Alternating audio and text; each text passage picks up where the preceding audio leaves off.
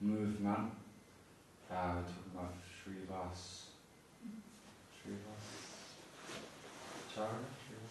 No, Srivas Pandit. Srivas Thakur and Srivas Pandit is the same, right? And Srinivas Acharya is someone else, right? The other generation. Yeah, but sometimes Srivas Thakur is also referred to as Srinivas. It's a little confusing. Yeah, I got it confused. Yeah.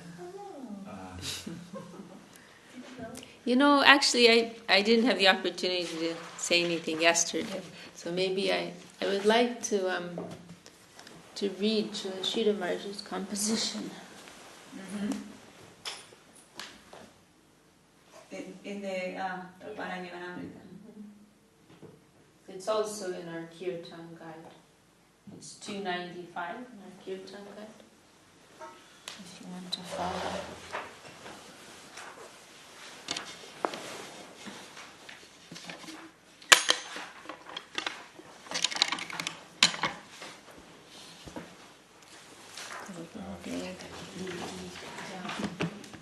I think the Vasudha read something, or was it something different? No, the song, sorry. Oh, he was reading from Rupa Manjari Pada, the translation. Oh, really? It felt like it was very lonesome. Actually, it's from a talk of Srila Śrīyukta Maharaj. It's not exactly a translation. It's in the Kirtan guide, though. But this is something else. Let me find it here. So yesterday was the disappearance day of Rupa Goswami, who is a very beloved associate of Sri Caitanya Mahaprabhu. And Srila Śrīyukta Maharaj wrote this beautiful composition.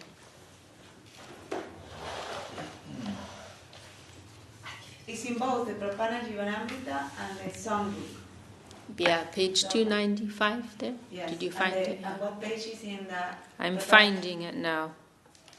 Haven't found it yet. Page 210 in Pratana Jivanamrita. Oh, Vilas. It's in the I can find it if you want. Oh, you have it.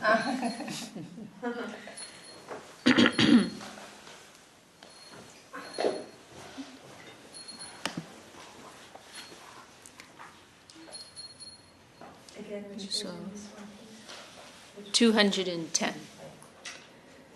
Srimad Rupa Pada Raja Partana Dashakam.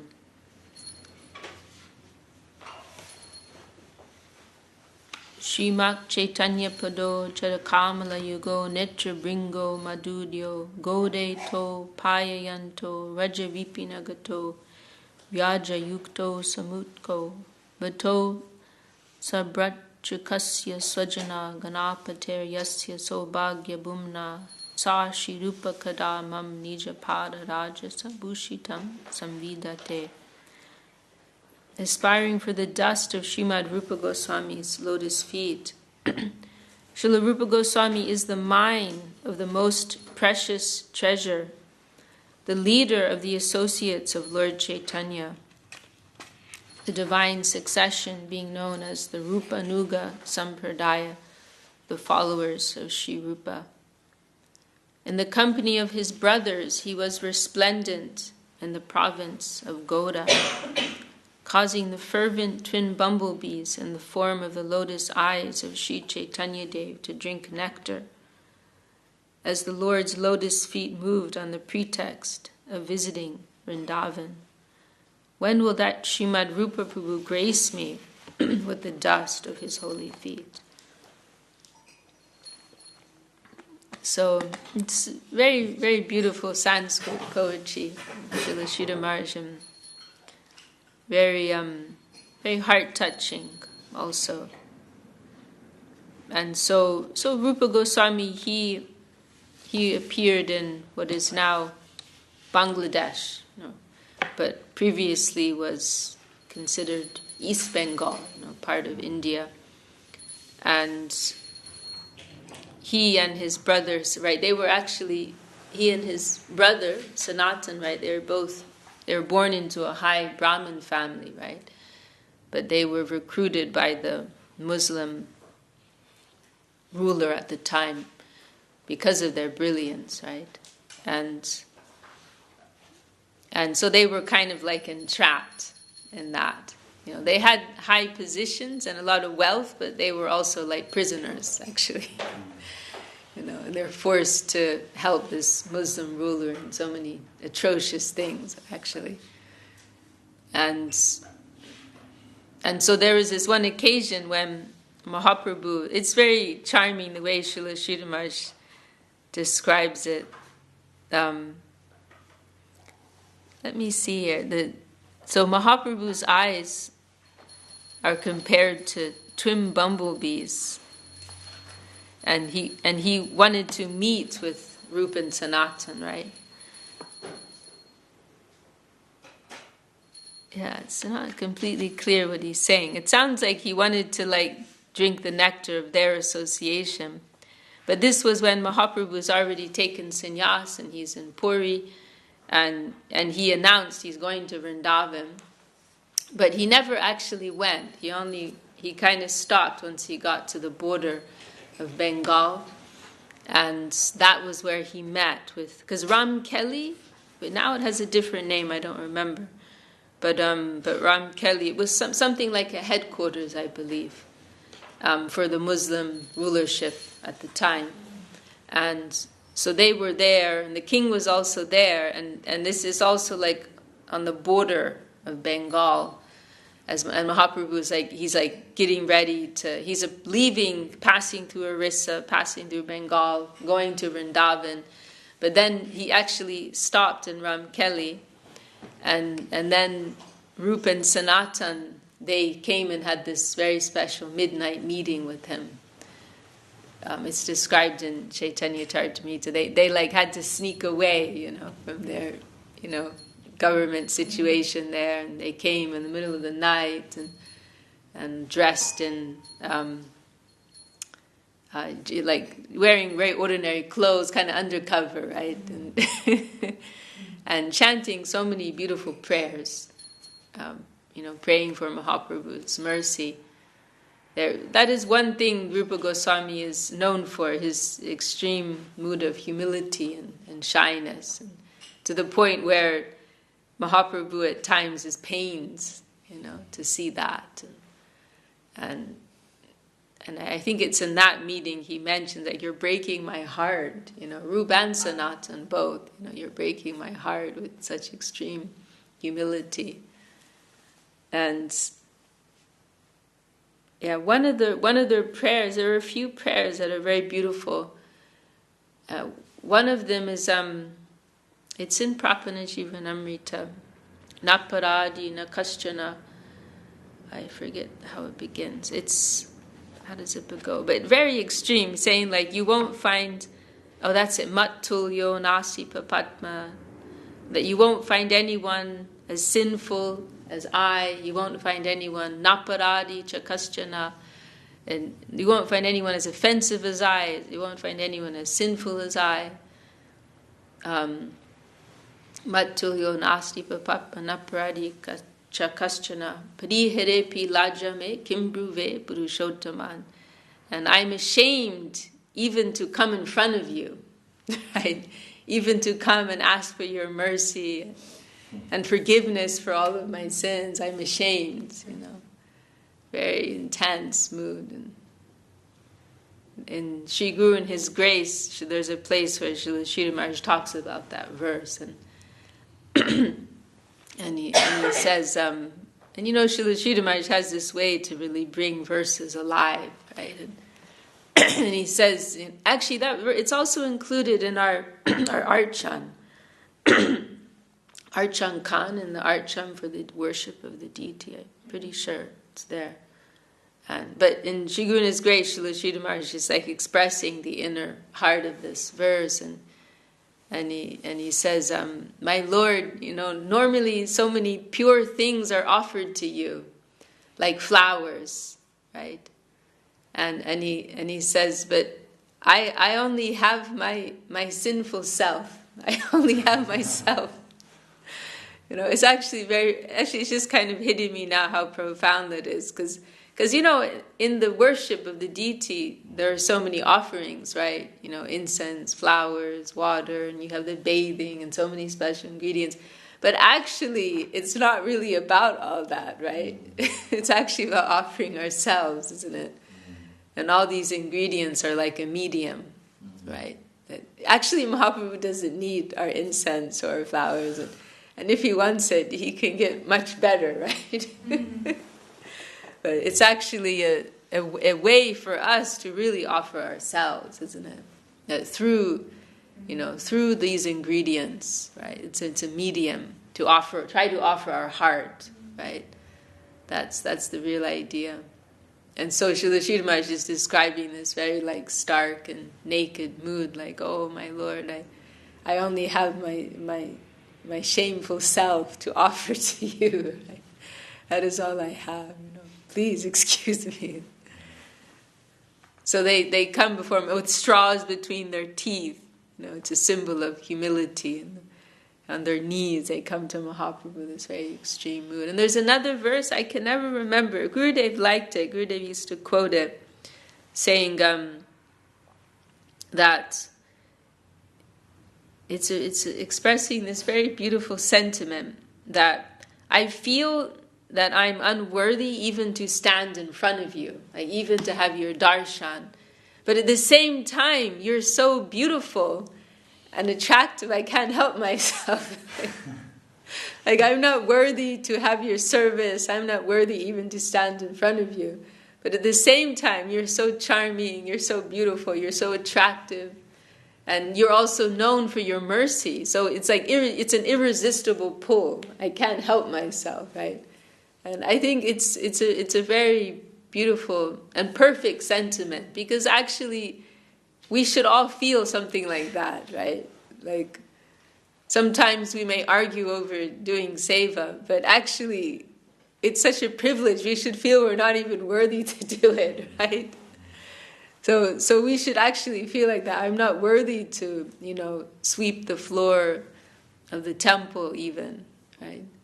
But at the same time, I can't help myself because it's so wonderful, so attractive, and there's nothing else. There's nothing better than this, right? Nothing better than this for me to do. So this type of prayer, they come before Mahaprabhu, and then Mahaprabhu also, at that time, there's also this interesting exchange that takes place between Mahaprabhu and Sanatan, because Mahaprabhu's, going on his way apparently to Vrindavan, right? Although Srila Sridhar Maharaj is indicating here, actually he was never planning to go. He really went to meet Rupa and Sanatan, right? He wanted to meet his beloved eternal associates. But then at that time, Sanatan Goswami told Mahaprabhu he was concerned about him, because at this time Mahaprabhu, he's attracted a big crowd because he's so outstanding, right? He's this, great, beautiful personality, spreading the holy name. He's 7 foot something, right? Beautiful and chanting the holy names, and so he's attracted this big crowd. And actually, the Muslim ruler, he's there in Ramkeli. He saw in the day this, great personality arriving with this big crowd around him, and he was concerned, right? And he actually consulted. I think it was with Rupa. I don't remember if it was Rupa or Sanatan. Maybe Sanatan. He asked him, so what do you think about him? And I think it was Sanatan, because Sanatan was particularly diplomatic by nature. He was like, oh, just some, guy passing through, don't worry about it. And because he was worried if the Muslim ruler thought he was some great powerful messiah, then he could be a threat for his rule, right? So Sanatan's he kind of just downplayed it. Oh, just some mad person, sentimental person passing through, something like that. I wouldn't worry about it. And so they were concerned, that Mahaprabhu was traveling, he saw this big crowd around him, they're in Muslim territory, and so Sanatan told Mahaprabhu in this secret meeting, it's may not be safe for you to travel like this to Vrindavan in this very ostentatious way, right? May be dangerous for you. The Muslim government could try and shut you down or something, right?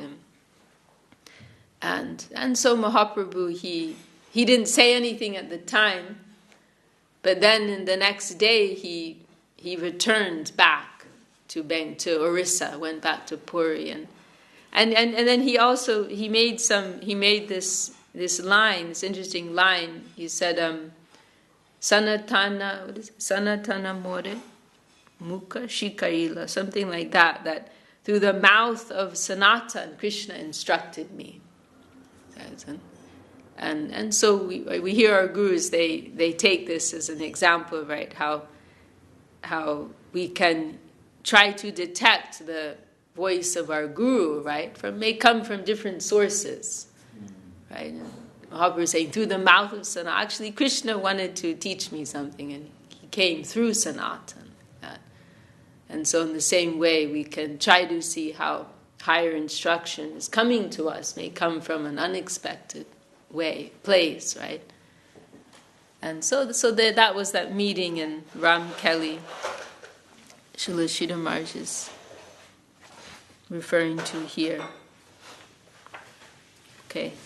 Pita Shri, go into verse 2. Pita Shri Gora Parambuja Madhu Madiron Mata Hidbringa Rajo Daj Yaisvaryam Jahoyo Jananivaha Hitadata Chitto Nijagriyam Vigyapya Sanujena Raja Gamanadatam Chanvagat Goda Chandram Sashi Rupa Kadamam Nijapada Rajasa Bushitam Samvidate.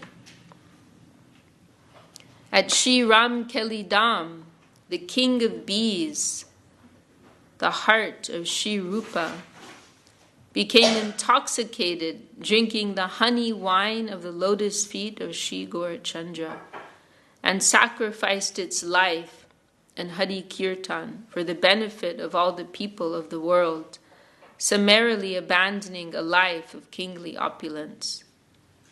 After informing his elder brother, Sri Sanatan, Sri Rupa and his younger brother, Sri Vallabha, followed the footsteps of Sri Chaitanya Dev, whose heart was absorbed in going from Nilachal to Sri Vrindavan. When will that Sri Rupa Prabhu grace me with the dust of his holy lotus feet? Excuse me. Actually, the word here, it just occurred to me, Bushitam. Bushitam means like a decoration. So, like jewelry, like that. Oh, Anand Krishna's here. So actually, this last line, the refrain, right? Sa Shri Rupa Kadamam Nijapada Rajitam Bushitam Sam, and it's very beautiful. He's saying, when will I be decorated? This Bushitam, when will I be decorated by the dust of the lotus feet of Rupa Goswami? And it's also one other beautiful thing here. We were discussing this I think in Ireland a few days ago, how you see in so many of our songs this word when, kobe, right? In many of the songs you find, especially in Bhakti Vinod Thakur's songs, like Kobe, Hobe, Bolo, Sayyidina Amar, and Sharanagati, quite a few of the songs, and that this expression, when will that day come? Right? This is consistently and constantly the mood of the Vaishnava. That I don't have it. When will I have it? I'm aspiring for it. Right? It's a constant aspiration. This is real Krishna consciousness, the aspiration for Krishna consciousness. That one will never feel that they have it, right? But when will I have it? When will that day come? And so here the Sanskrit and Bengali kobe, and here the Sanskrit kada, when, And this is the refrain, right, at the end of every verse. Like, when will that day come? When will that day be mine? And I will be decorated by the dust from the lotus feet of Rupa Goswami. So Rupa and Sanatan, right, as we mentioned, they had great wealth, right? They were like prisoners in a sense, but they also had great wealth and royal lifestyle, opulent lifestyle, as Srila Sridhar Maharaj is saying here. But in their hearts, their only desire was to be with Mahaprabhu, right? To give everything up and to stay in Mahaprabhu's association.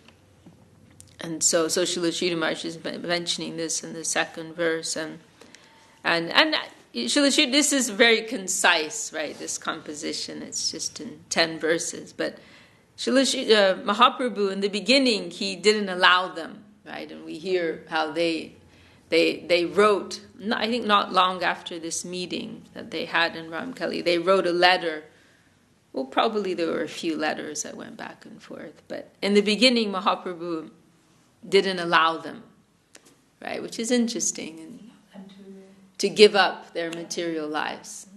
And he told them just to cherish your connection in your heart, right? And like that, when the time is right, which is very interesting. Right? And he also told the same thing to Raghunath Das Goswami. So it's very instructive. Like, don't be too eager to give everything up, right? But when the time is right, it's very interesting. But then eventually, after many trials and tribulations, they were able to leave their government service behind, and then what happened eventually is Sanatan. They couldn't stick together actually, because the king in the beginning, Rupa Goswami could leave a little more easily. But the king was especially attached to Sanatan, and so Sanatan, he ended up imprisoning him, and so they got separated like that, and Rupa Goswami left and went ahead, and also Jai Shri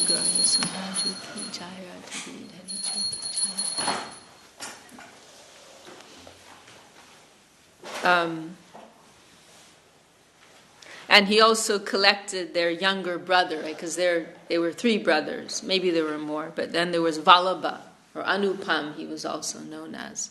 So Rupa and Anupam, they traveled together to meet Mahaprabhu, because they got the news that Mahaprabhu was going to Vrindavan. So this was the second time Mahaprabhu left to go to Vrindavan.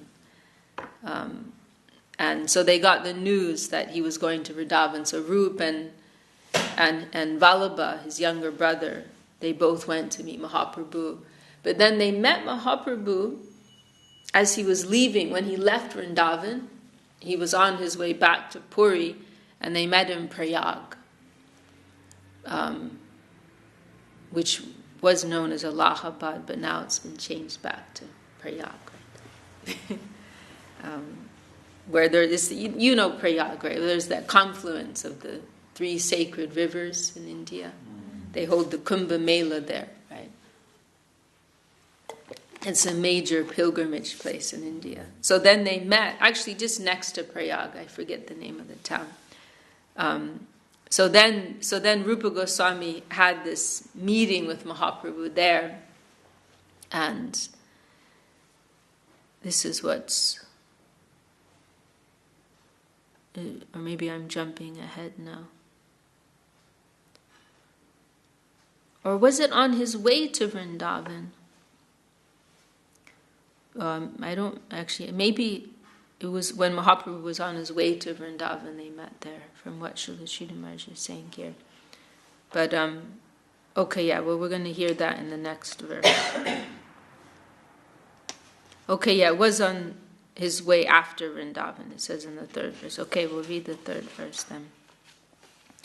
Vrindaranyat prayage harirasa natanir nama sankirtanaischa lebeyo madavagre jana gahanagatam prema matam janamscha pavaiswer madayantam ritandir ivatam Krishna Caitanya-caritāmṛta sa Śrīyukta kada mamnija pada raja sabhushitam samvidate.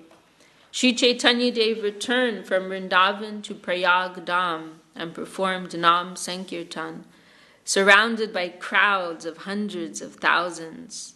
Intoxicated with divine love, dancing, he melted the hearts of hundreds of faithful souls with his astonishing transcendental ecstasies.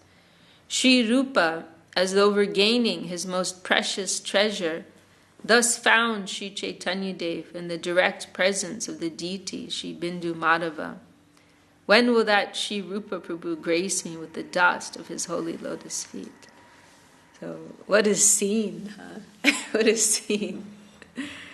Rupa Goswami's been separated for some time, and finally he's been able to become free from his worldly life, and he's meeting Mahaprabhu again for the first time in this new moment, and he meets him like this, such a grand scene, right?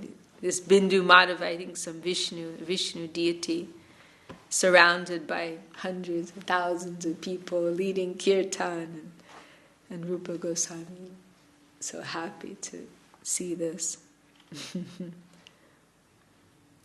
And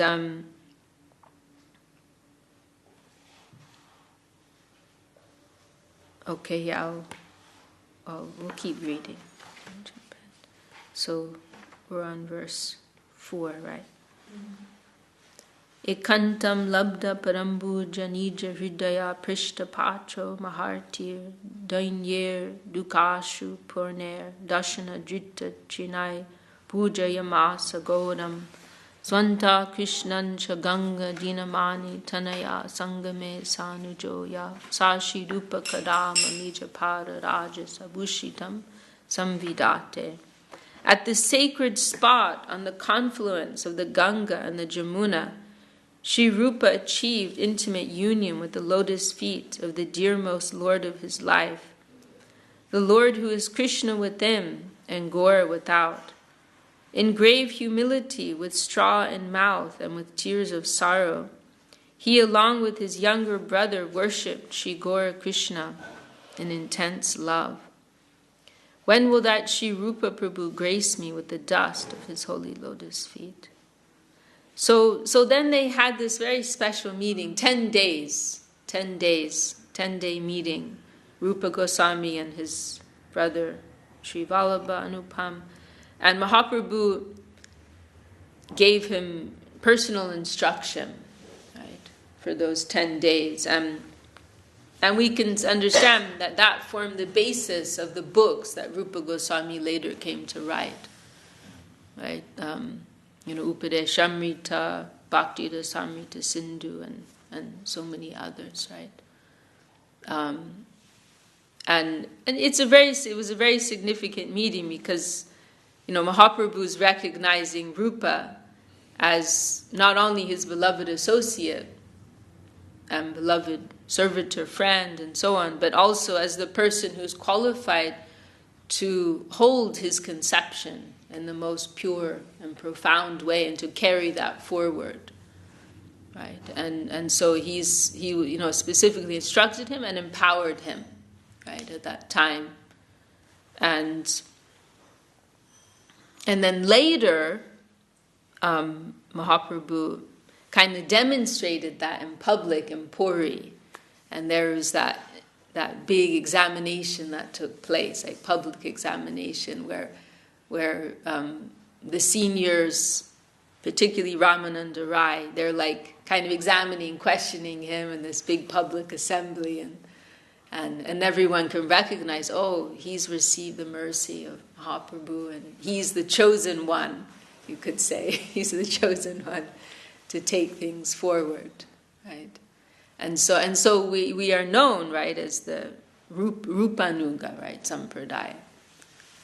Follower, Anugatya, that we are followers of not ourselves, but our gurus, and we're trying to follow them, right? Rupanuga, followers of Sri Rupa. And which is very interesting and very significant, like why Rupa? You can also say, it brings up a lot of questions. Like one question could be, why not Chaitanya Nuga? Like, why aren't we known as the followers of Lord Chaitanya? No, and actually there is a lineage, Srila Sridhar Maharaj has pointed this out, there is a lineage that are like, because Mahaprabhu did give one or two initiations, like direct initiations, and one was Rakreshwar Pandit. He's mentioned a few times as being a very great dancer in Caitanya-caritāmṛta. And so there's a whole lineage going on from him. And you could say, well, why aren't we part of that? That's more direct, right? He's direct disciple of Mahaprabhu, right? So why aren't we? It's a very deep point, actually, we have to think about. If we want to be substantial practitioners, why is not the direct, bloodline, you could say? Diksha. We're not Diksha line, actually. Shiksha, that is our lineage. And why? Because Rupa Goswami, he was holding the mood of Mahaprabhu, and Mahaprabhu indicated he is the one who is qualified, to continue this. He is the one who I am choosing. Although he wasn't his direct disciple, Mahaprabhu is showing that he is carrying what I want to give, right, to the world, and he's qualified for that. And so we could take this as one example of how we are Shiksha Guru Parampara, not Diksha Guru. Not based on the direct, blood connection, but on where we find that living current, right? That living current of divine love, that Mahaprabhu brought into this world. And then there's a beautiful prayer also that we chant sometimes, and Shri Chaitanya, it is maybe by Raghunath Das Goswami, I'm not sure. Shri Chaitanya manobishtam stapitam yena bhutale swayam rupa kadamayam tadati swapadantikam. Inspiring to have a place as the foot dust of Rupa Goswami, and he's described here as Shri Chaitanya manobishtam stapitam yena bhutale. It is he who fulfilled the innermost desire of Mahaprabhu in this world. Abhishta, what was most cherished and most dear to Mahaprabhu. Rupa Goswami could understand that, right? He had that special blessing. He could understand the inner heart of Mahaprabhu, and he revealed that, right? And there's one very beautiful moment, I'm not sure if Srila Maharaj mentions it here, but then, this is some years later during the Ratha Yatra in Puri, and Mahaprabhu, it's described in Caitanya-caritāmṛta, Mahaprabhu is chanting all these verses in front of the Jagannath deity, and then at one point he starts singing this verse from some ordinary novel.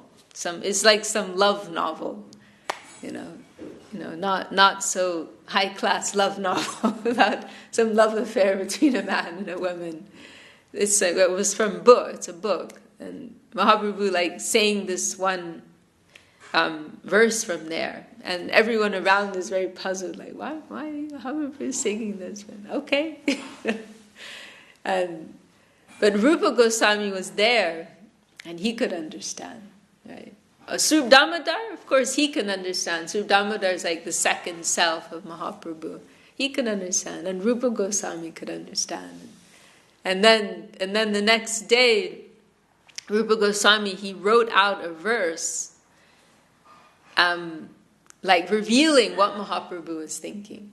Because in that verse, from that book, it's some girl she's meeting her old lover after many years, and saying, it's meeting you now doesn't give me the same joy that I had when we met in our youth and in a particular environment on the banks of a river and so on. It was a particular environment and time when we met.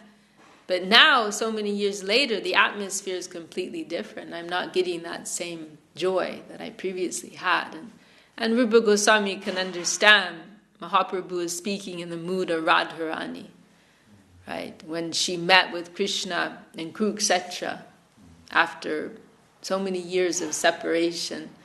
And she's saying, I was hoping we could have a joyful reunion, but actually this is even worse, because I'm meeting you and you're the same Krishna, I'm the same Radha, but the atmosphere is completely different.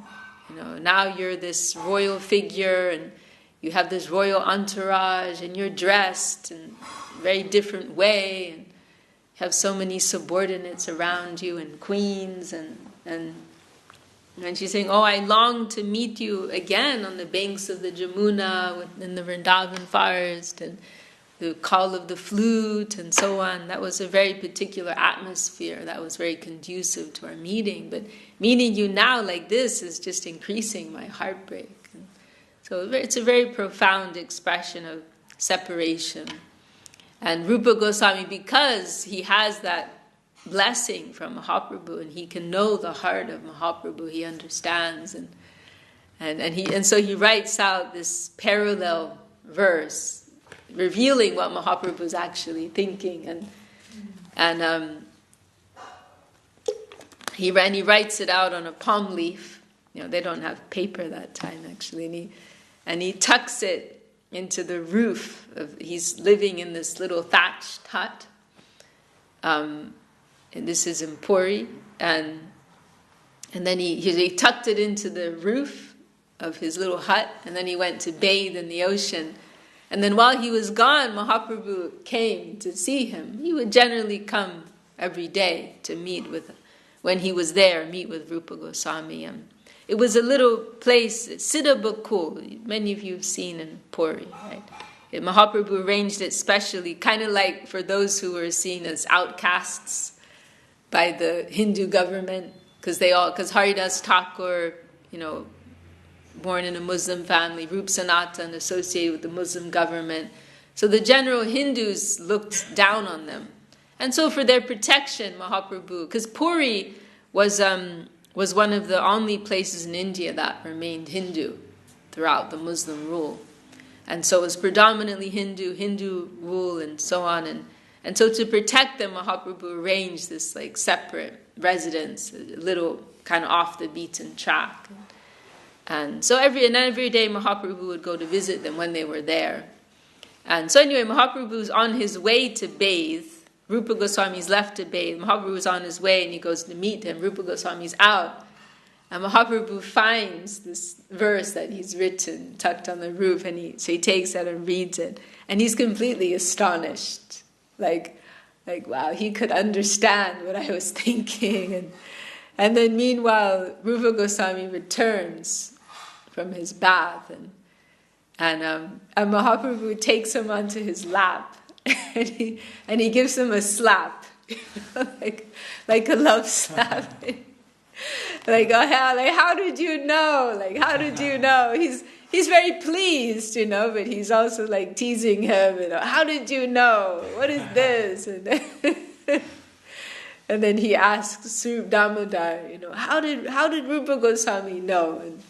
And Swarup Damodar, he tells him, oh, my Lord, it's only possible because you enabled him to know, right? Because you gave him the mercy so that he could know.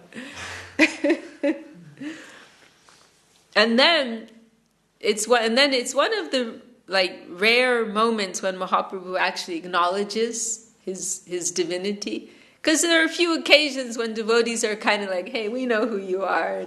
And Mahaprabhu is no, what are you talking about? But this is one of the few moments when he acknowledges it. And he says, he admits, yes, you are right. And he says, when I met him in Prayag, I could recognize in him, his qualification. Something like that. But he also expresses that but he also needs the mercy of all of the devotees, right? And so then and this is partly why Mahaprabhu arranges this big meeting. And this is a few days later, I think.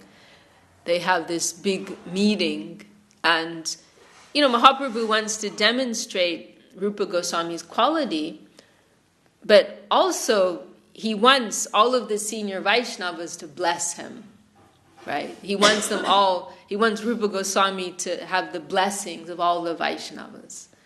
And so he holds this big assembly, and Ramananda Rai primarily is like leading the examination and asking so many questions to Rupa, and most of it is kind of like technical, the things pertaining to technical Sanskrit rules of composition, poetry, but then within it all, they're quoting different verses from the writings of Rupa Goswami, and everyone can see and is very pleased to see, how qualified he is. And Rupa Goswami is so shy also. And one of them, as an example, like one of the questions is, because there's like a whole kind of protocol in writing Sanskrit poetry, and so for example, you'll have like you hear this Mangala Charan, right? Auspicious invocation. You have a verse of auspicious invocation, and then the prayer to your Ishta Devata, like your Ishta Devata means like your favorite deity in simple language, your most beloved, cherished object of worship, right? Can be Krishna, Mahaprabhu, your guru, like some great, personality. So then who's Rupa Goswami's Ishta Devata? Mahaprabhu, of course, right? And so there's one question like that, Ramananda's asking, tell us the verse, from this book that is glorifying your Ishta Devata. And Rupa Goswami is just silent because Mahaprabhu is right there, and he knows Mahaprabhu won't be happy if he glorifies him like that in front of everyone. He knows Mahaprabhu will be uncomfortable. And so Rupa Goswami just stays quiet, but then the devotees are pushing him, tell us, and then maybe he says, or he comes forward and reads it, and Kaviraj Goswami includes it in Caitanya-caritāmṛta, in the beginning, in those first few verses, very beautiful, Anarpita Chidim Cherat Karunaya, like describing how Mahaprabhu has so mercifully come to this world to give what has never been given before, this divine love of Vrindavan, like that. And then Mahaprabhu shows he's a little annoyed, right? What is this? So they have this very grand meeting at that time, and everyone gives their blessings to Rupa Goswami. Gurudev also, he made some comment too, like how when Mahaprabhu was glorifying Rupa Goswami, he was looking at everyone's faces, to see what's their reaction. Are they envious or checking like everyone's envious. Gurudev made some comment like that too. But you see, right, the associates of, there are a few occasions like that where Mahaprabhu gives very, extreme praise to someone in particular, and everyone is celebrating that, right? Everyone is happy, they're not envious. But Gurudev made some comment, he was testing, something like that. Okay, we'll go into the next verse. Can you just explain a little bit the Diksha and what you mentioned before? Okay, yeah. Saying that it was blood. Well, I meant in the sense like a formal bodily connection. Because, see, there are two ways of considering, Guru Parampara, that phrase. Guru Parampara means lineage of gurus. So there are two different ways of assessing a parampara. One is based on Diksha, one is based on Shiksha. And the Diksha consideration is, this person gave initiation to this person, gave initiation to this person, gave initiation to this person. And so this is our lineage. And so this is like a formal consideration. But now shiksha consideration is looking at what is the actual quality and realization of persons, and what is the depth of their connection to this line.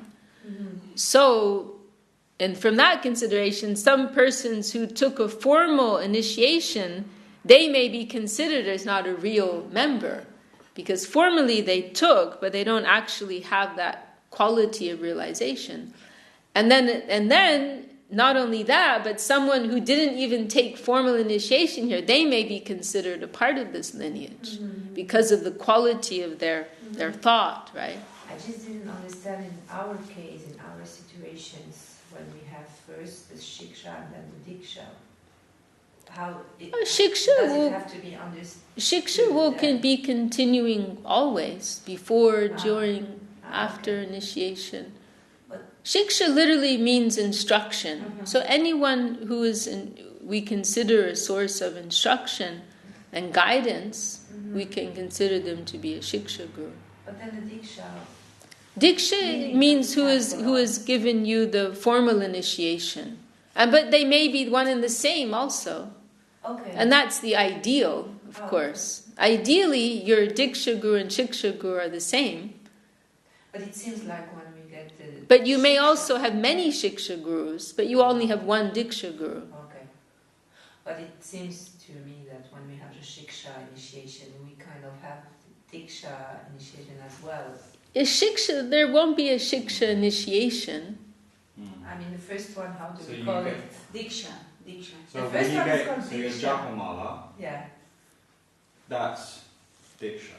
Okay, I was wrong with the words then. Yeah, I was it can be confused with the words. So confusing. sorry, I understood it in the first one is diksha. Then the second one is called... It's like an internal process, isn't it? Because shiksha is like it's like spiritual evolution within yourself. Yeah. Like Srila Prabhupada wrote that famous letter to Guru Maharaj, and he said, "I actually consider you my shiksha guru." Yes. Because he received diksha from Bhakti Saraswati Thakur, but later on, as ISKCON was, expanding, then letters went back and forth. And then Srila Prabhupada was constantly communicating with Guru Maharaj, and he was like, glorifying him, and he's like, please take everything, I don't want this. And then he's like, I consider you my shiksha guru. I think, that's wonderful, perfect what you said, but I understand your confusion now. You're talking about Gayatri initiation and Harinam initiation. What's the name for it, actually? Well, the word diksha, they can both be considered a type of diksha. Harinam, we'll usually use the terms Harinam diksha for the first initiation, and then you could say Gayatri for the second. But it's a little complicated because the way that we conceive of diksha has changed, right? Because actually previously there wasn't a formal initiation for the giving of the Maha Mantra.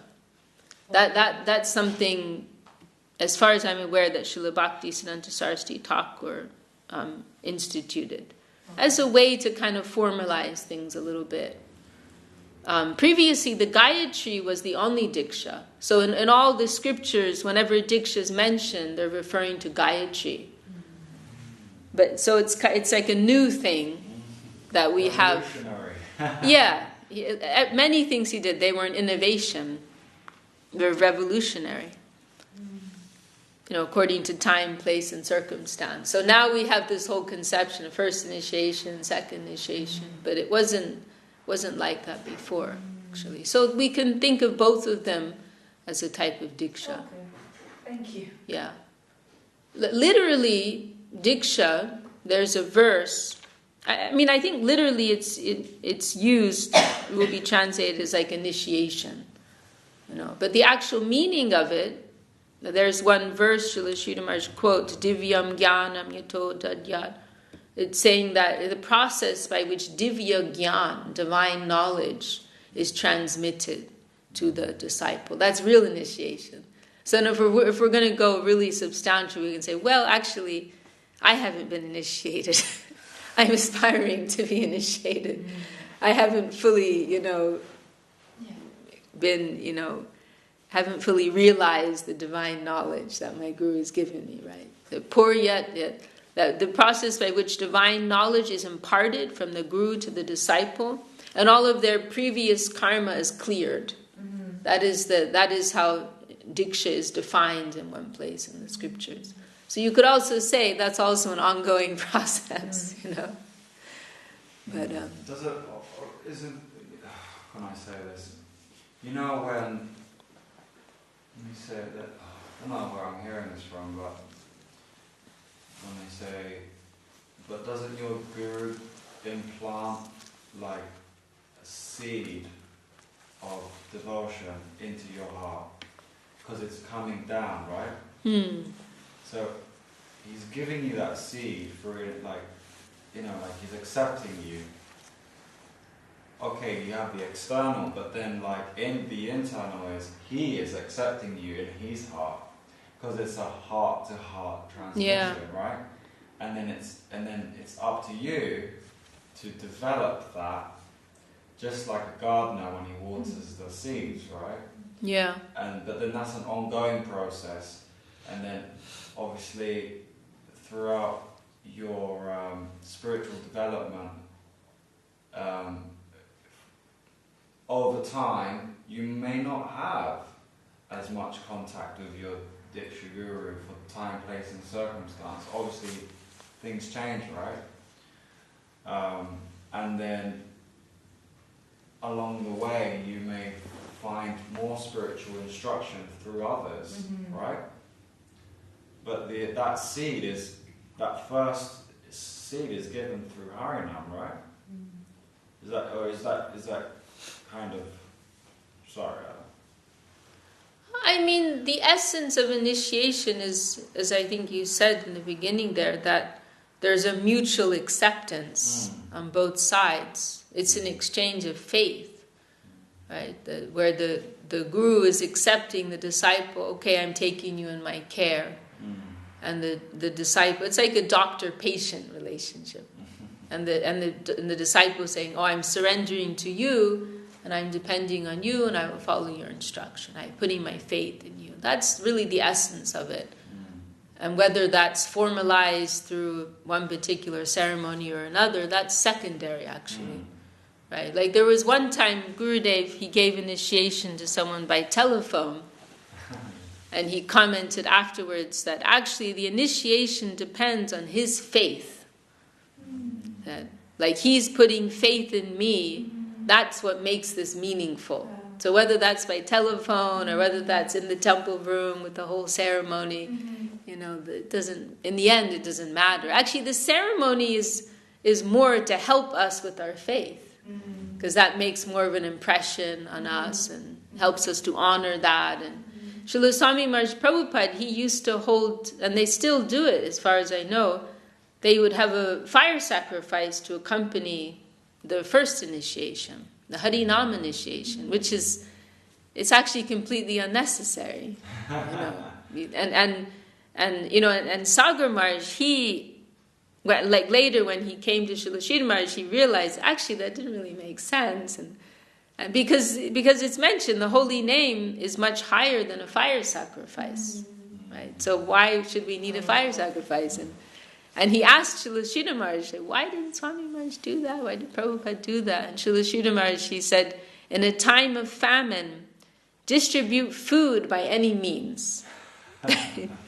So Srila Prabhupada understands, people will be very impressed, fire sacrifice, right? Then it helps them to take it more seriously. Because they're at that level. Yeah, so they need, exactly. They need that so that it cements things in their mind, and then they can develop all the time, right? Yeah, exactly. Another time, Gurudev was talking about in the installation of the deity, generally there's like a fire sacrifice that will be held, right? And you're inviting the blessings of all the devas and so on. But one time Gurudev, but Saraswati Thakur wouldn't do that. he would just take a tulasi, offer it to the feet of Krishna, the deity, and bas. It was considered the installation had taken place. And that was all. And Gurudev said, actually, we're doing the fire sacrifice for ourselves.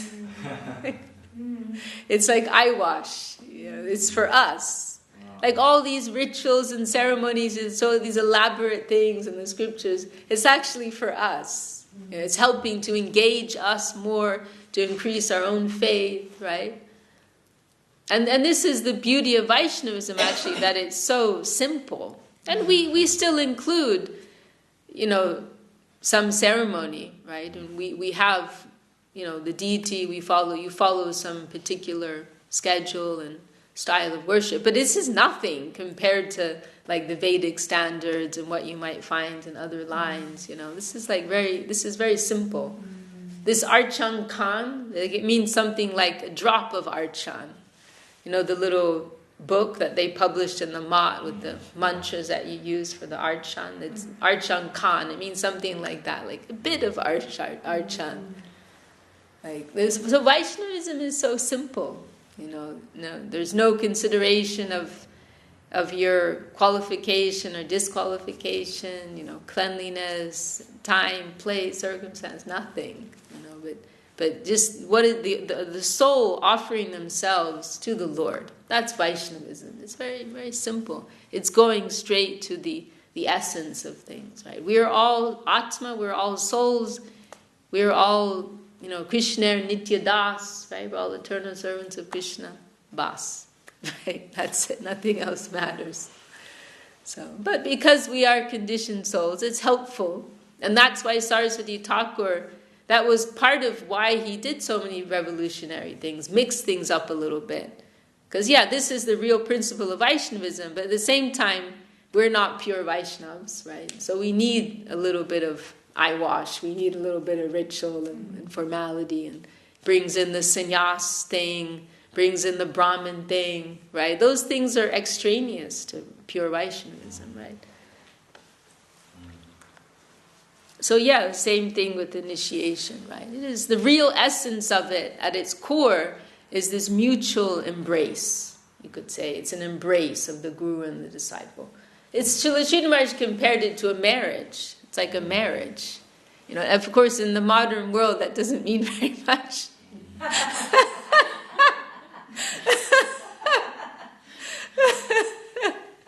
But previously that meant something. It used to mean something. Very true though, isn't it? Like divorce. When Gurudev first left India, he hadn't even heard of divorce. Oh yeah. The concept was totally. And there's a video I saw of him in Australia, and he didn't even know. It's like, I just recently heard about this concept. Wow. Sorry, go ahead. It's very true. Like, what's that Gurudev said? It's one thing me accepting you, but then it's you accepting me. Isn't that? It can't be one-sided. Yeah. Can a guru refuse the... Of course. I've heard about it. What did you say? I've heard some situations where he has said no. I didn't know. But it's very Yeah, rare. of course, Very yeah. rare. I mean, Gurudev was extremely merciful. He was very merciful. And I only know of like one or two cases. Maybe Saraswati Didi knows some case, But like Gurudev was extremely merciful. But traditionally, according to the more Vedic standard, it's mentioned in, I think, Hari Bhakti Vilas, Sanatana Goswami recommends a 6-month examination period. Like the disciple comes and stays in the ashram of the guru, and there's a 6 months of and on both sides, like seeing, is this really appropriate? Is this suitable? Is it going to work? Yeah, is it going to work? Yeah, and then the guru may refuse. So it was. Yeah, I mean, Gurudev was just on a mercy program. That's how I see it. I mean, he would give initiation to people like that. He was also depending on local leaders to recommend. He mentioned that once, I was hoping you would, take care of that part, like check they're okay, vet them. He mentioned that once. I'm assuming you already told them all the basics.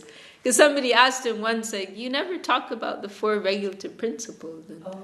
And Gurudev said, well, I'm assuming that you've told them about this, like before you recommend them for initiation. I'm assuming that you've already done the groundwork like that, And then Gurudev's going to more important things, right? So Gaur-Kishore Das Babaji Maharaj refused Bhaktisiddhanta many times. Yeah, it was like 18 times or something like that. Times. Yeah, something like that. Most people just give up on the first night. I heard of one case where Srila Sridhar Maharaj, I was shocked to hear it, and it was a little scary, but he said he retracted from someone. Wow. Oh, you mean he had accepted? He'd accepted them, but there was something that someone did that he was very disturbed by, and he said, I retract, And so that also shows you something. The Guru may also, internally withdraw, right, the goodwill. And I heard also another story.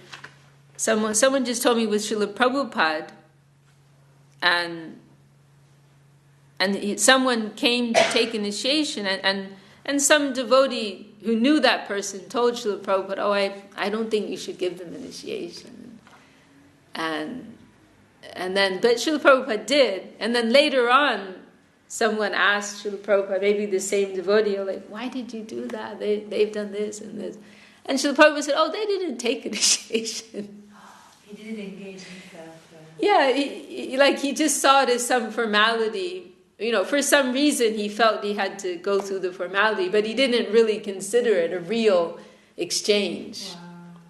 Yeah, it also tells you something, right? And another case too, I heard this from Devashish Prabhu.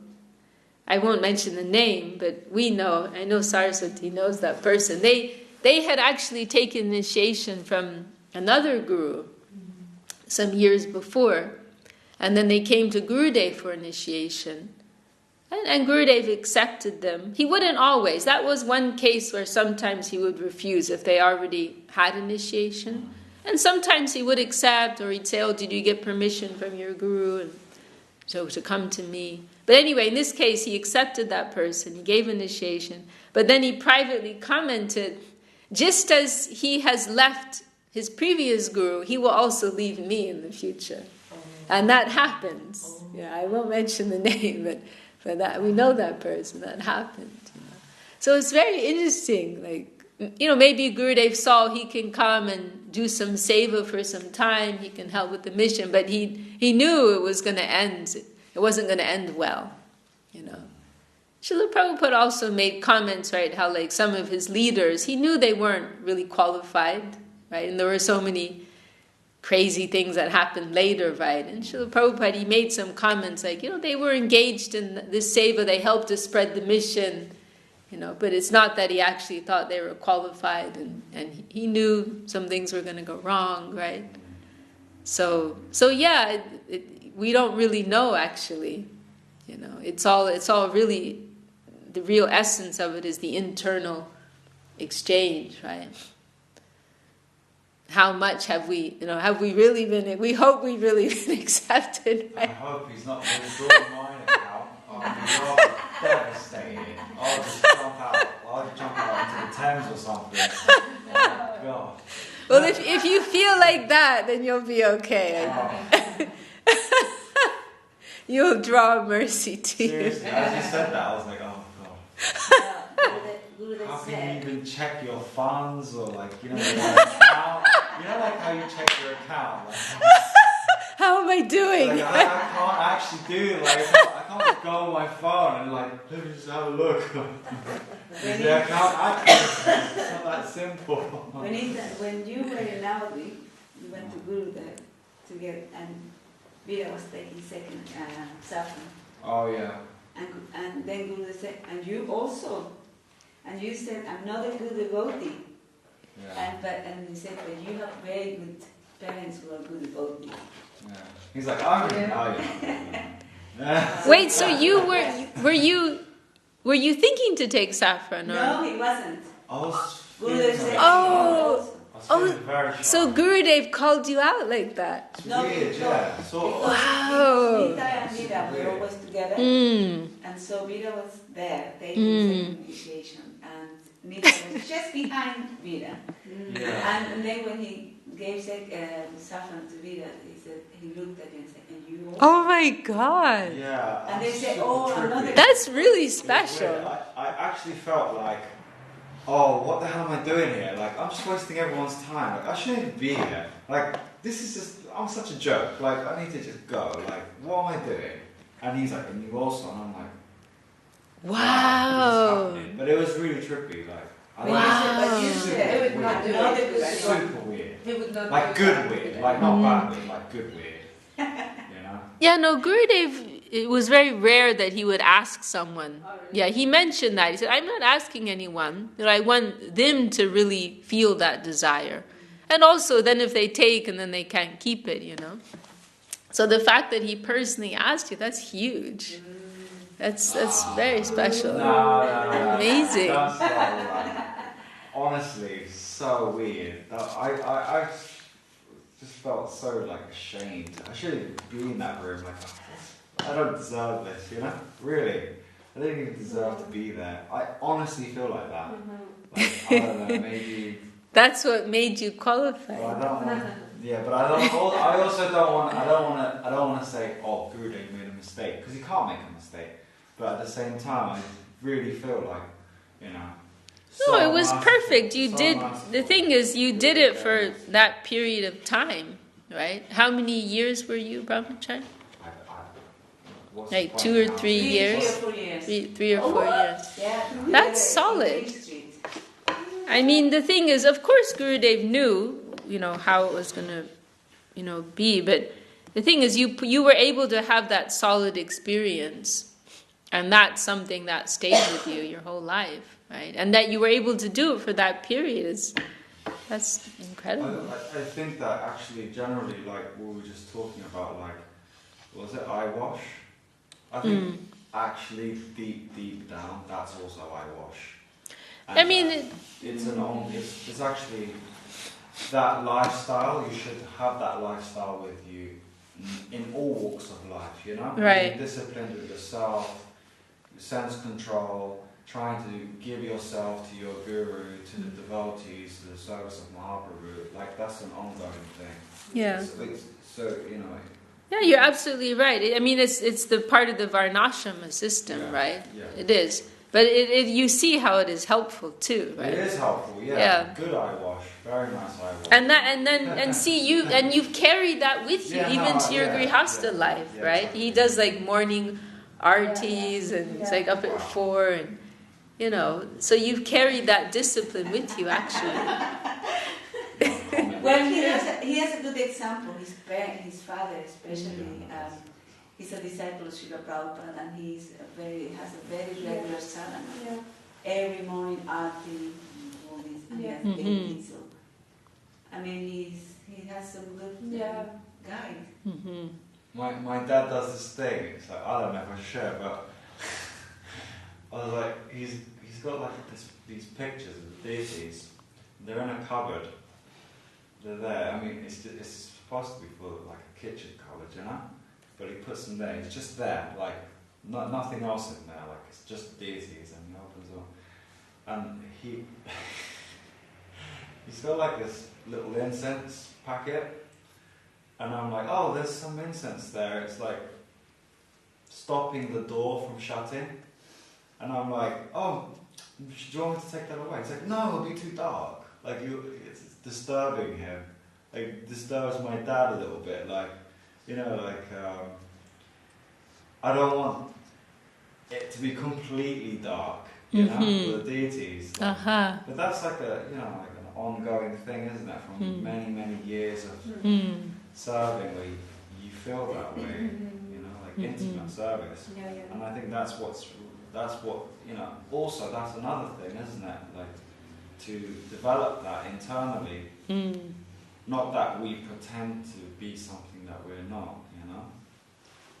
Look like you're doing something. It's an internal thing. Everything's internal, isn't it? It's very simple. Anyway, maybe I shouldn't have said that. It's a bit weird. No. Sometimes these little things can really make a, there's very profound feeling behind. They can make a big impression on you. I remember, it reminds me, another little example. I remember, like, when I was younger, I would sometimes just light incense, like, just to light incense. Like, yeah. I think many people in the world, they just light, just to have a nice scent, right?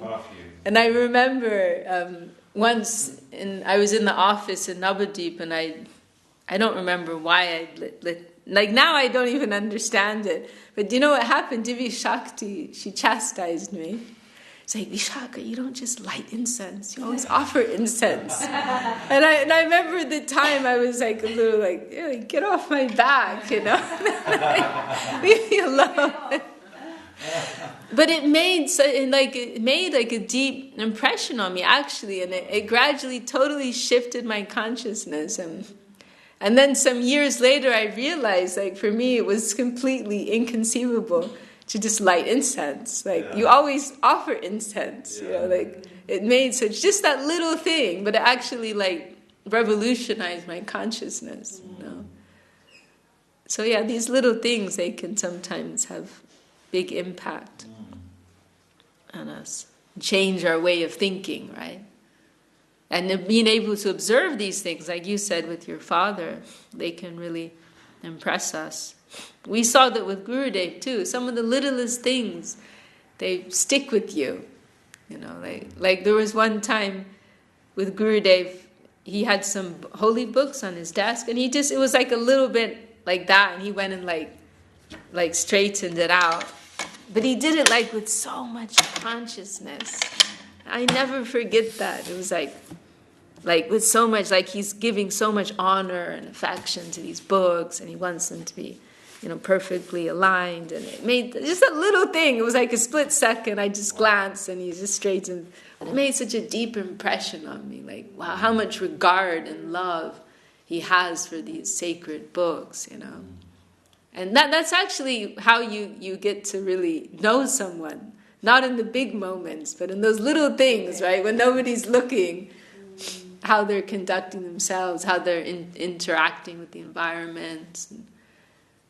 It tells you a lot. But we are like little babies. We need all these little details and rituals, right? To remind us, right? Right. Offering incense, why we do it, right? Offering flowers, offering our boga, everything, isn't it? Otherwise, in other ages we didn't need to do all that, right? But we have to do it because we are really have many layers to remove, isn't it? So we have to keep doing it. Keep practicing. Baby steps. Devi, I had a question about there's many souls who do like guru shopping, and they go from one guru to another. Right. And what are the consequences of that? I've heard a reference where some people will end up as spiritual dogs going from one place to another. So it's just, there's some kind of negative consequences. I would just say it's their own loss, and it's just their own loss, I would say, and a lot of these initiations that they take, they may not really mean anything anyway, right?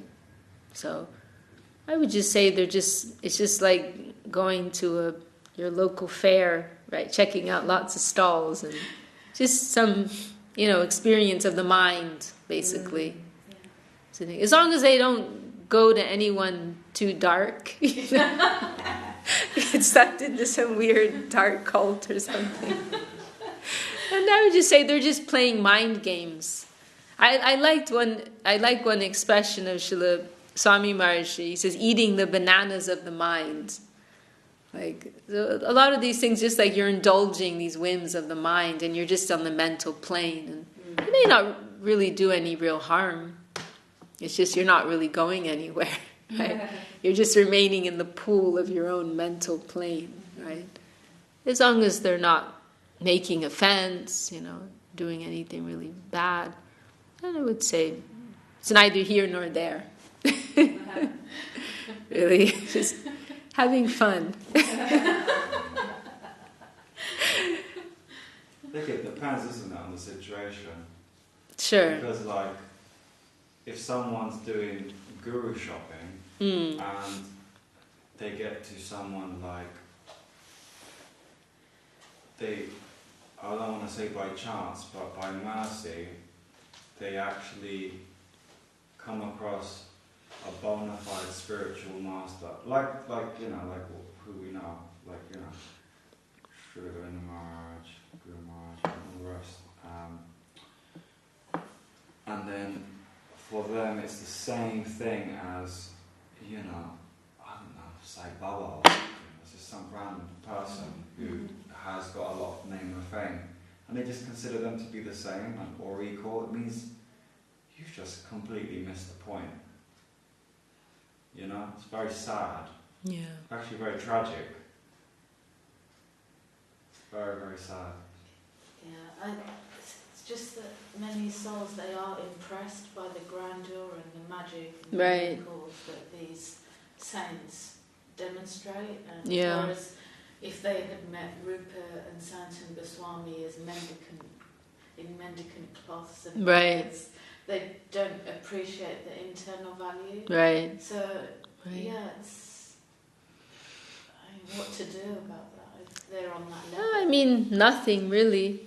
If they don't have the sukriti, there may, it really depends on someone's inner sincerity and sukriti. Because, like Nitai said, someone may meet Gurudev and think he's the same as any other, Baba, in the world, and never really value it. But then there may be someone else who they may be apparently guru shopping, but there's actually some inner spark of hunger for something real. And then I'm sure we all know people like that. They went to a lot of different people before, but then when they met, Srila Govinda Maharaj or Srila Sridhar Maharaj, oh wow, like this is something different. This is something different. So it may, that tendency may, and I've seen some people come and then go, and then it turns out it was just another stop on their path, right? On their hopping around. Guru hopping, that's another expression I've heard. Shopping and hopping.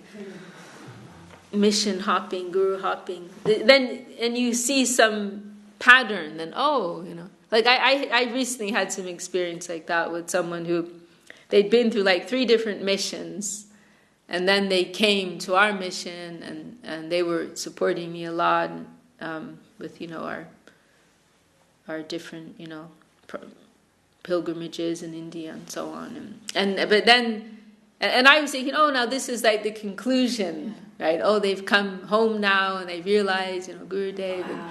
But now they've gone on to something else now. Then this was just a part of their overall trend, right, of shopping around, right? So, and it was interesting because I talked about it with my father, and he told me, I was thinking that, because he met that person too, and he said, I was thinking that it may not last long because of their history, But then there are other cases where you see someone went through a few other missions and they came here and really totally embraced this, right? And have spent, many years, giving themselves to this. So it's difficult to know. It's a case-by-case thing, isn't it? And there's nothing we can really do, right? Because it depends on their own capacity to appreciate truth, right? The depth of their own sincerity, the degree of their sukriti, right? So, like whether, because it's a very tricky thing, because we can't generally tell the difference. Like, what's a mental connection? Yeah. What's just happening within the saguna plane? And where there's really nirgun connection, that transcendental, like touching on the soul, where there's like been an imprint on the soul. Like, is that the type of connection that they've made with our gurus? Because in some, it's just part of a mental world, a mental experience. And sometimes we can be shocked, right? Where we see someone comes and they apparently looking so bright and they leave. And then actually it was more on the mental plane.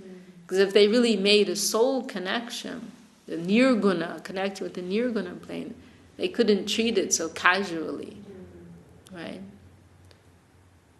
So that's between the individual and the Lord, right?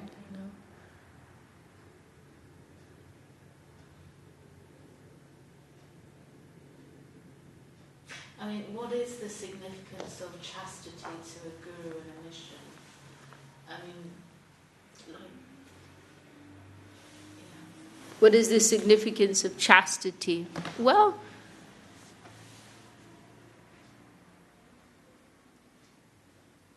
you mean, like, why is it important to be chaste?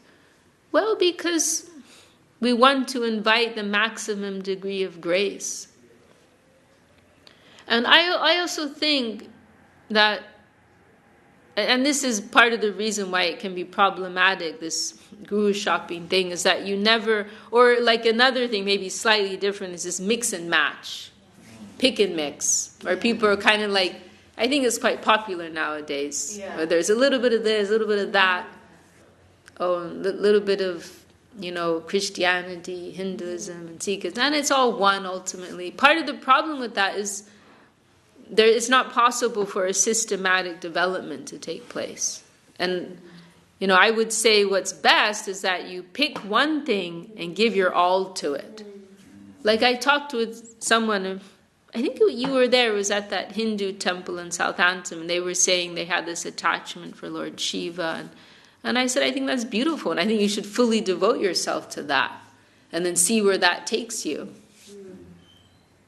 Right? Because when people are like doing this hodgepodge, then you're not really going anywhere. It's better like you pick one path, you follow it through properly, give it your all, then see where that takes you. And then you may feel at a certain point, this is leading me to something more developed, something higher. Right? And so it's this principle of chastity, I think it's relevant here.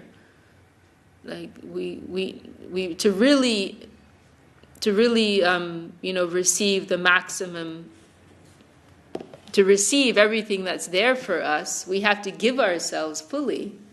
Is it like say for example, someone's studying like 3 different degrees at once, and they're going to get a D on all of them, or maybe they'll get a C on all of them. No, pick one, give it your all, get an A+.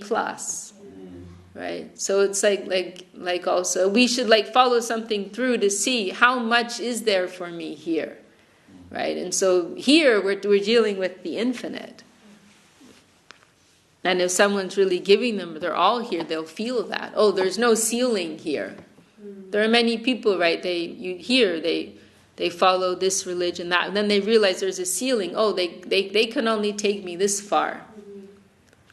But here in what's being given in the teachings of Krishna consciousness, Śrīmad Bhagavatam, there's no ceiling here, right? It's infinite, right? But we can only really feel that and access that if we fully give ourselves, right?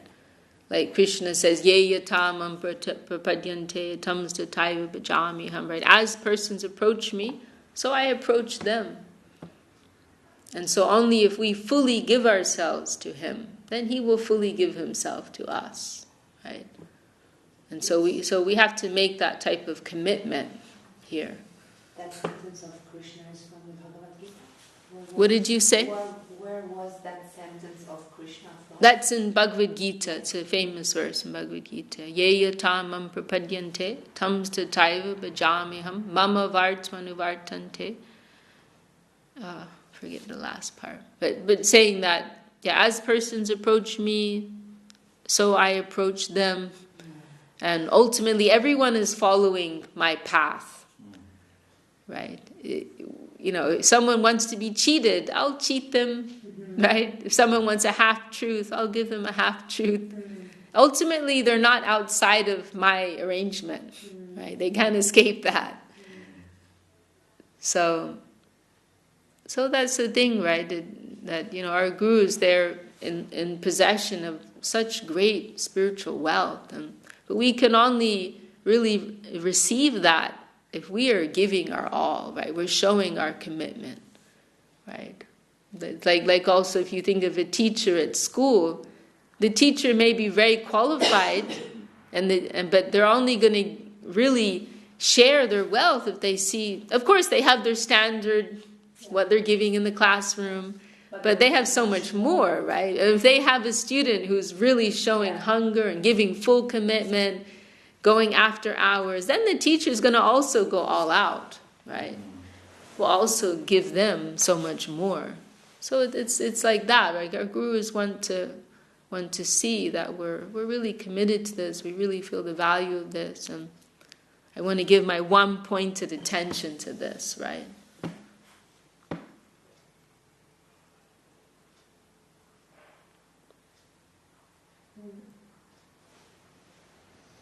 And that's one way of looking at it. Another way is that there will come a point in our own heart where we feel, there's a particular taste here which I don't get anywhere else, right?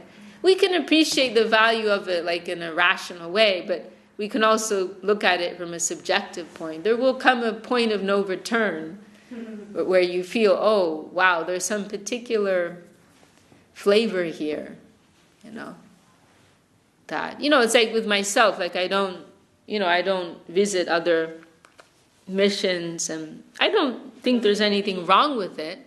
What did you say? You don't feel the need for that. Yeah, I just feel like what's being given by Srila Sridhar Maharaj and Srila Govinda Maharaj, there are particular nuances, right? And there's a particular cadence, right? Particular tone, right? And like there's a particular note that they're striking, and it's very attractive and very fulfilling. So I feel I don't need to go, and I feel going somewhere else isn't gonna help develop that particular thread and connection. That's how I feel, that this is something very unique and very wholesome, very fulfilling, very enriching, and I'm like, I'd rather use my energy to refine that, There's very specific tones and notes that are being struck here. It's all very precise, right? So I feel like that point will also come where you feel, I really want to give all my attention on this. Like I feel like I could spend eternity, trying to approach this, and I won't come to the end of it, right? Like the value of what our gurus are giving. I could spend many lifetimes cultivating that, and I won't get to the end of it, right? So I don't want to spend my time for anything else, I just want to give my time for this, Like you have some thesis, right, or like PhD students, right, some research thing that they're doing, and on some very like specific topic. Right, and that's going to take all their time, right, and all their energy. So from another point of view, you can say it's just a question of your own taste, right? It's like Gurudev, he didn't have an objection if someone said, like there were a few cases I know of, some of his disciples wanted to serve in ISKCON. Gurudev said, yes, I have no objection. And in one case he said, as long as they're not criticizing your guru, then it's no problem. In another case, he told them, like, show a good example for our mission, so like that. So Gurudev didn't have anything against it, actually. But it comes down to our own taste, I think, ultimately. And everything in Krishna consciousness, actually, it comes down to what do you want? And this is what brings Krishna consciousness out of general religious conceptions. Because there's no right or wrong anymore. It's like, throw out all your old books. Throw out the textbooks. Throw away everything. Jnane prayasham urupashya namanta eva. Forget everything you thought you knew about what religion is. What do you want? That's what Krishna consciousness is about. Religion of the heart. Like, religion of the heart. What do you want? Right? And we had a really nice discussion about this in Limerick the other day. And the recording didn't work out, actually. It was really amazing. But we were talking about this point quite extensively, and this is one of the things. I'm glad we're being recorded. Honestly, I think, like, with no ego, I feel like it was one of the best talks I ever gave. And it was so funny. They recorded it, but something went wrong with the mic, so the sound was lost.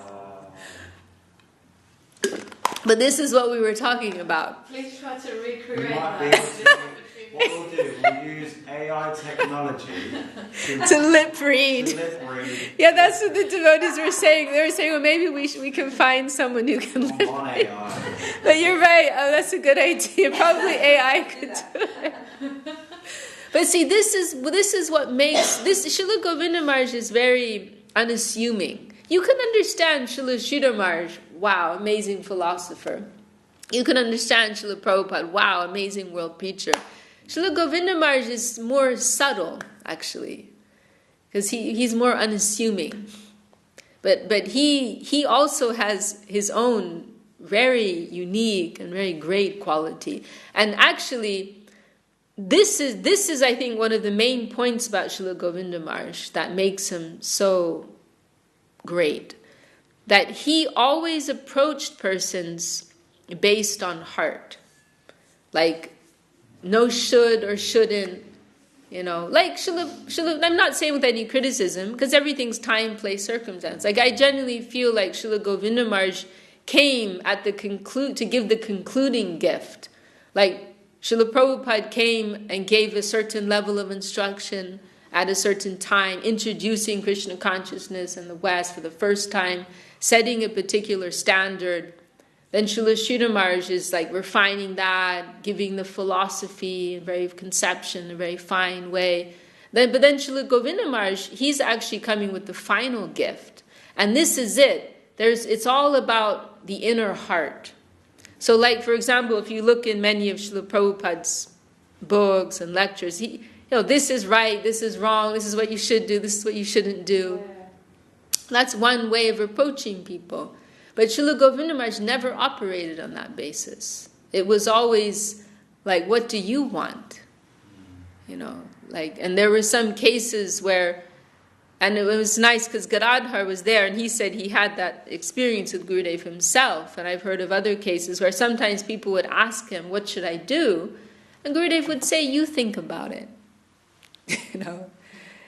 Like you're a qualified devotee, you've been practicing for some time. Like you take responsibility and really feel in your own heart what you want to do.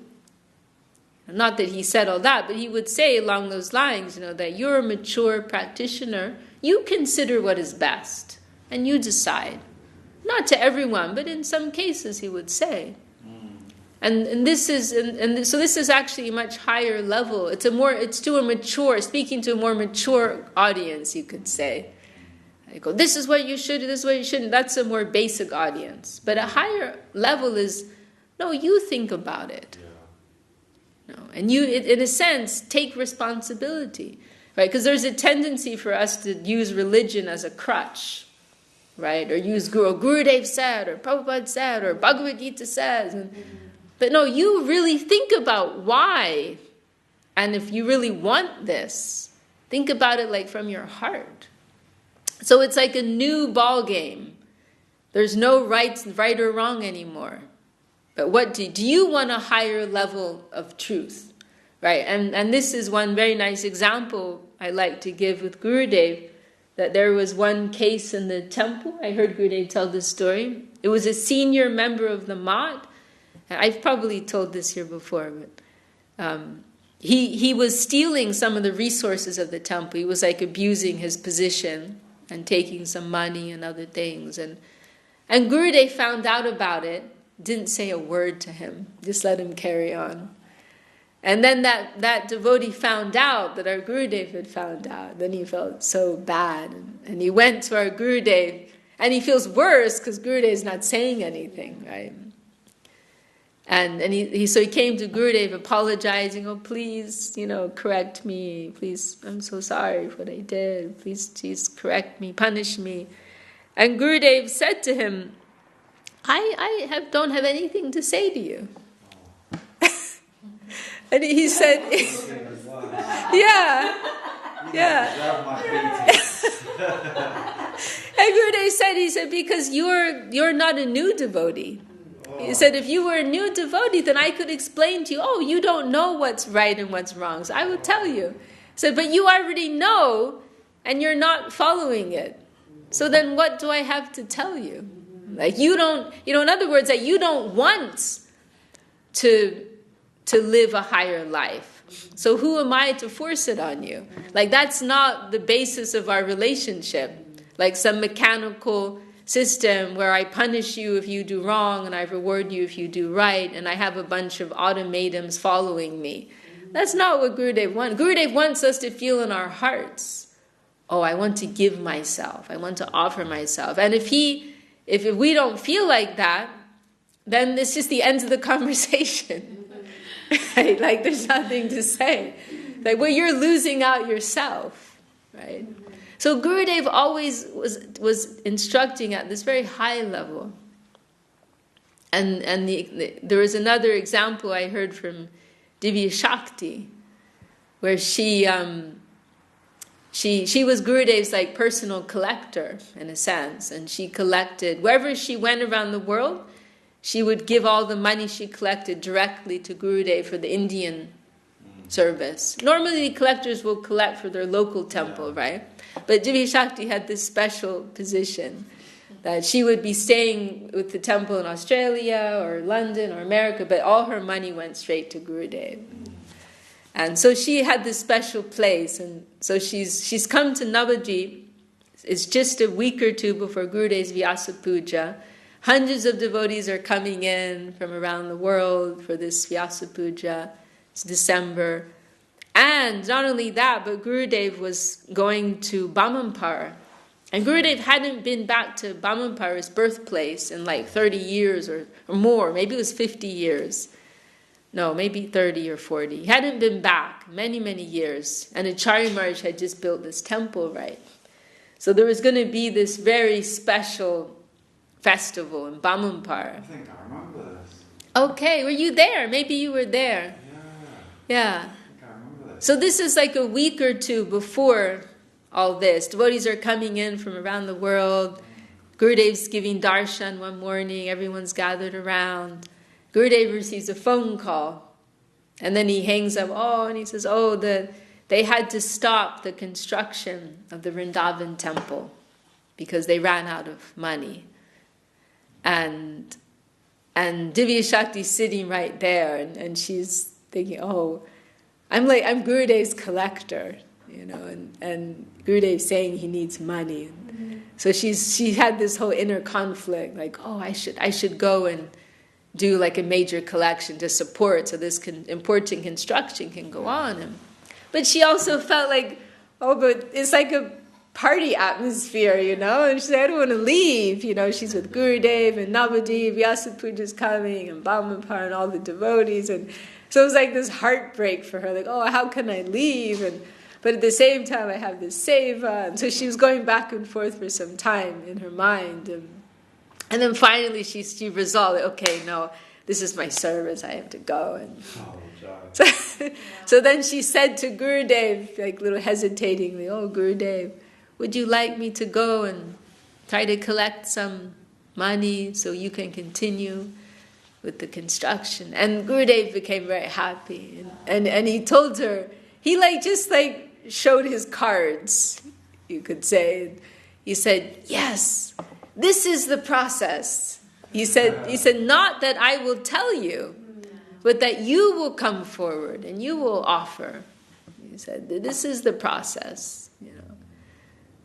So that had kind of been my impression. That was my experience with Gurudev too, that he didn't like to tell you what you should do, but he wanted to inspire you. Like initiative. Use your own initiative. Yeah, that exactly. And that you feel it in the heart. And this is actually the most difficult way to teach people. That you inspire them. Like you're not, and we can also go to, wow, we're we at 2 hours. But you know, Bhakti Vinod Thakur, I'm like so excited to talk about this. It's like so profound. Like this is Srila Govinda Maharaj's whole approach. So Bhakti Vinod Thakur talks about the 4 motivations for action: fear, fear, gain, duty, and love. So these are the 4 motivations for any action in this world. And instruction can be based on one of these 4 principles also. Like fear, do this or you're going to go to hell. Right? Gain, do this and I'll give you pocket money. Duty, do this because it's your duty. Right? And then love, you don't even necessarily say anything. You just inspire them and they feel in the heart, I want to do this because I love it.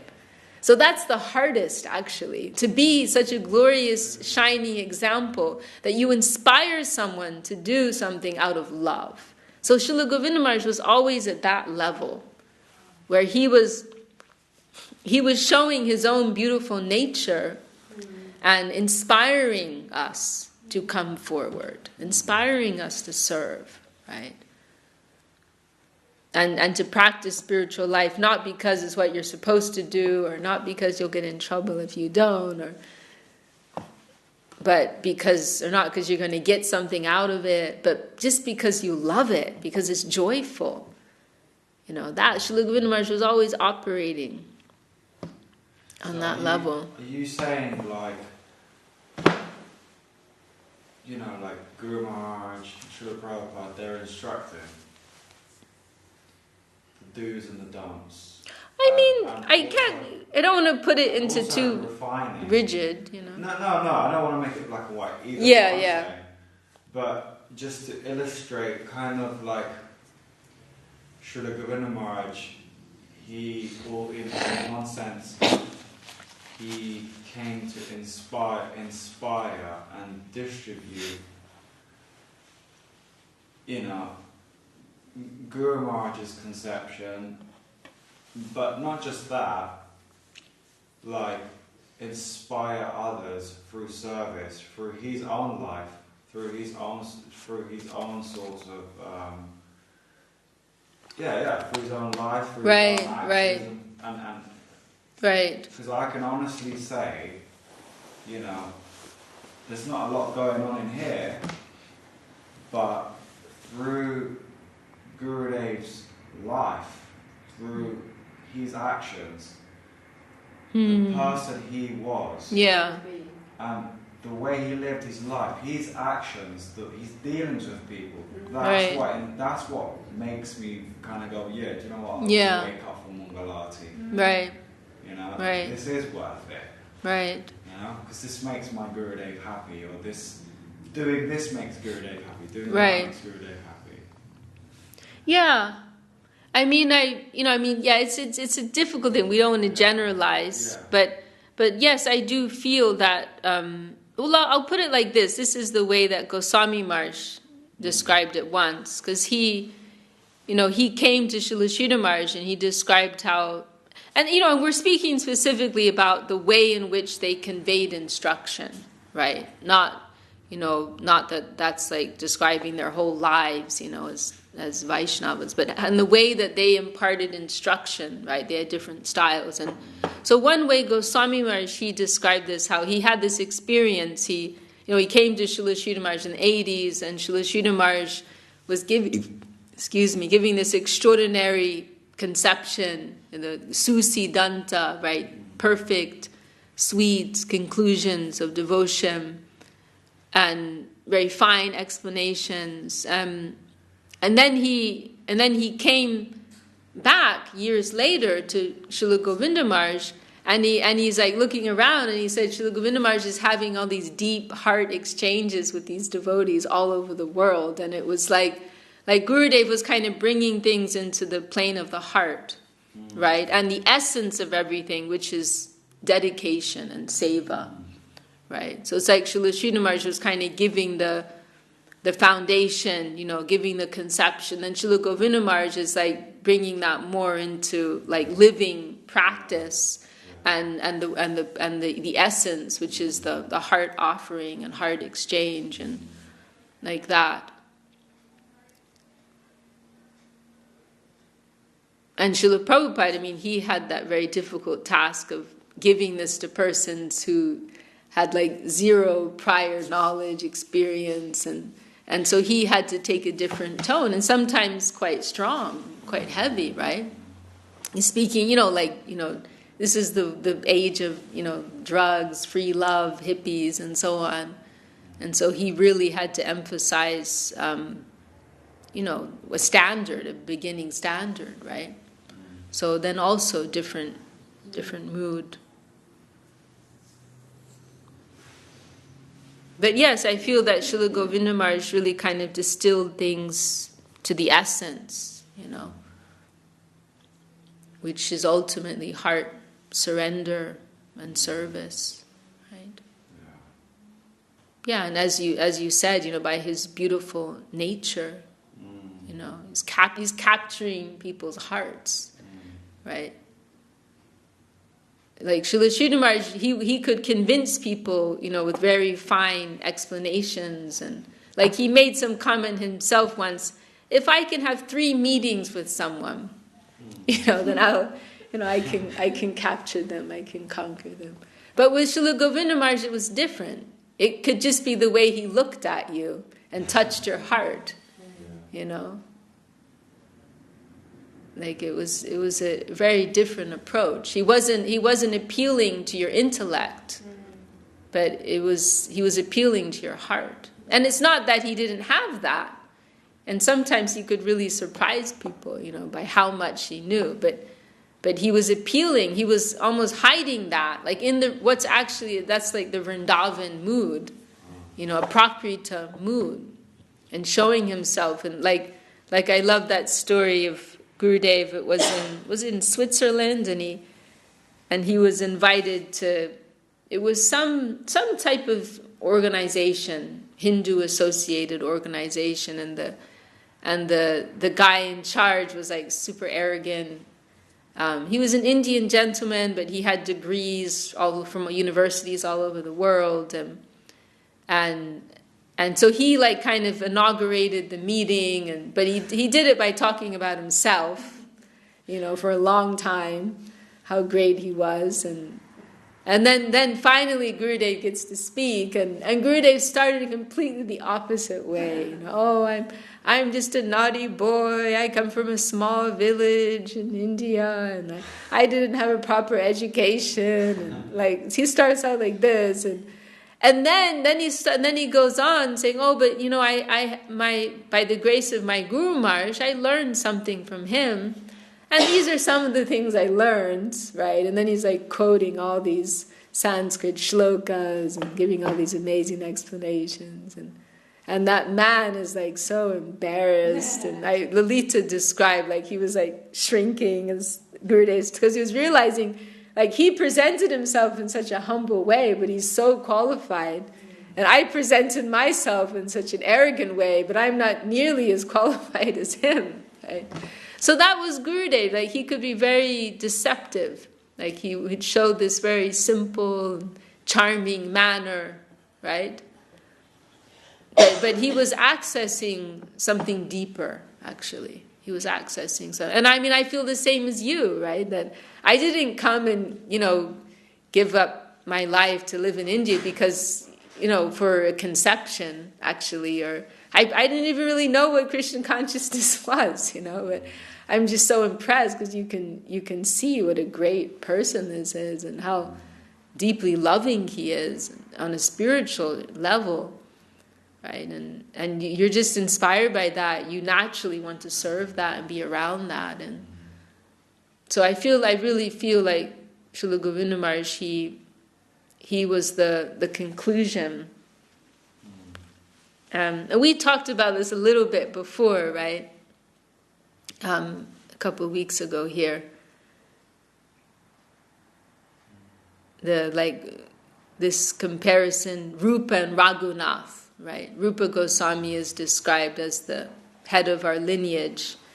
And in the same way, with many persons, it's all, Guru Maharaj, like Srila Sridhar Maharaj, all the emphasis is on him, right? But if you look in a little deeper, then you see actually Srila Govinda Maharaj is giving the conclusion. He's living out what Srila Sridhar Maharaj gave. He's demonstrating that, and he has his own uniqueness also. But it's a different style, so it's more subtle. But so we made this comparison, Rupa and Raghunath. This is actually my friend Ishabandhu in Australia. He wrote this article. Now we'll stop. Wow. He wrote this article. He used to have this publication he would print. And he wrote this one article where it was a beautiful insight. Because Raghunath Das Goswami, he's not as much kind of in the front as Rupa Goswami. Rupa Goswami is considered the head of our lineage.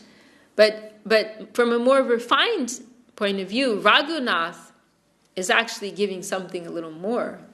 And so Saraswati Thakur would refer to our lineage sometimes as the line of Rupa and Raghunath.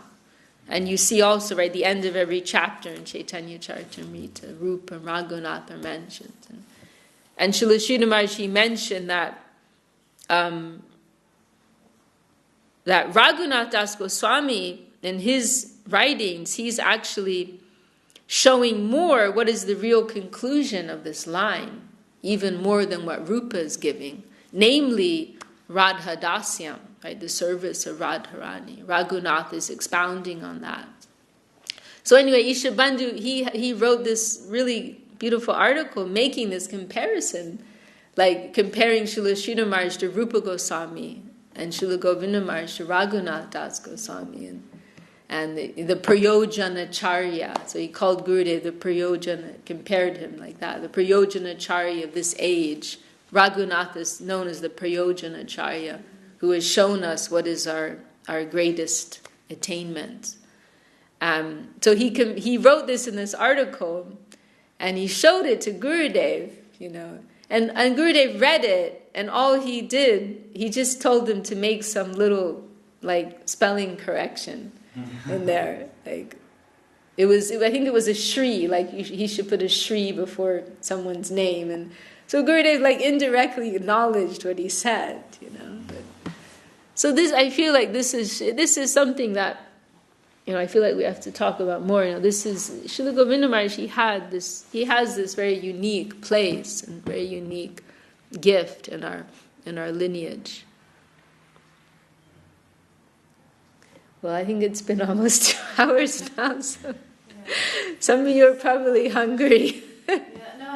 Thank you so much for sharing that, because on Friday I was lamenting that I wasn't hearing something about Rupa Goswami's disappearance and so I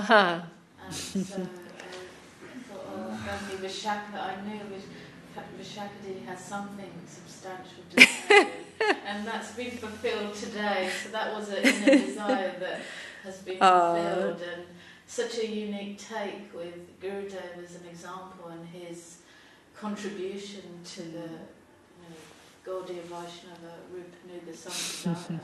It's just, I've never heard that take on the concluding part of what he had to offer and how it was distinctive to Srila Prabhupada and Guru Maharaj. So thank you for sharing that conception. I've not heard that before. And it's going to make me cherish Gurudev and what he offered even more, hopefully. I'm going to cling on and hold on to that and watch the re-recordings as well. Well, I'm very happy I could speak. You gave me I was very sad yesterday. I wanted to say something, but I didn't have the chance, and so I was very, very happy that I could share something about Srila Rupa Goswami and speak more about, Gurudev's special place, right, in our lineage, because I feel like it's important that we don't take it all for granted, and we really try to understand something of who Srila Govinda Maharaj was, right? And how, as his disciples, we can live by his example, have affectionate dealings with every soul, every jiva soul in this interior world and plane. And that was the essence of his teaching, was the humility, tolerance, and giving all honor and respect to every living being without expecting or desiring anything in return. So if we just remember his living example and his interactions and engagements, that's everything. I'll just share one more thing, and that also where Gurudev, it was something Gurudev said. It was in Govardhan. It was 2008. I was there, and I feel this also is an example of him kind of like showing how he did things, and he was speaking about these three faculties of willing, feeling, and thinking. Right? It's mentioned, it's discussed in the scriptures. I don't remember the Sanskrit, but Gurudev would often use that, right, to refer to all of our faculties, the willing aspect. This is described as the three faculties of the soul. Yeah, it's related. Yeah, related. Yeah, it is. Yeah, kind of like a parallel idea, maybe you could say.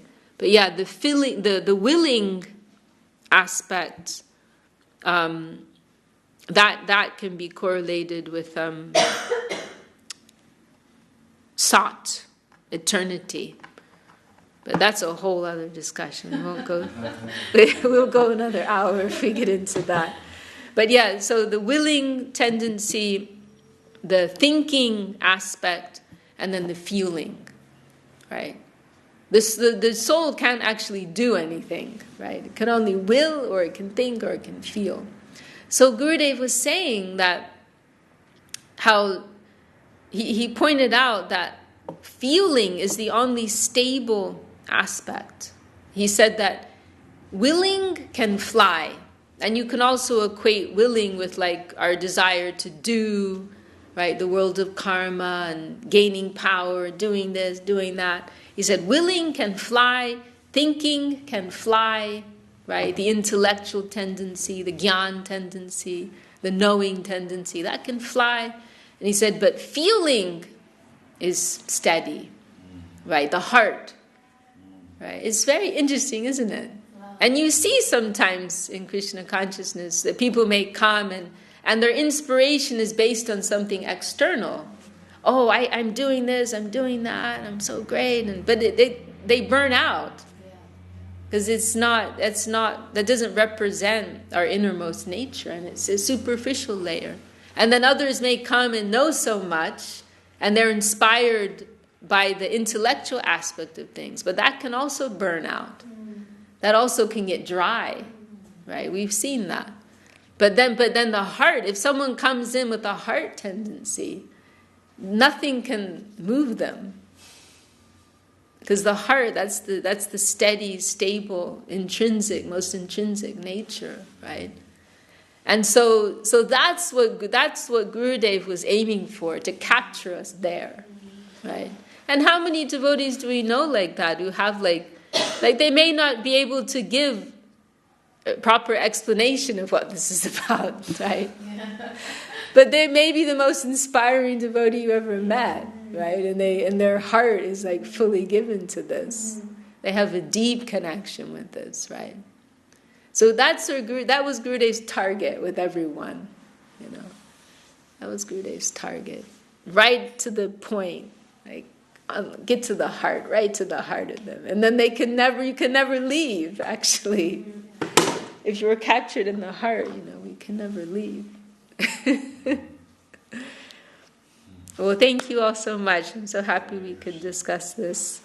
Jai Srila Bhakti Sundar Govinda Deva Goswami Maharaj ki Jai. Srila Rupa Goswami Prabhu ki Jai.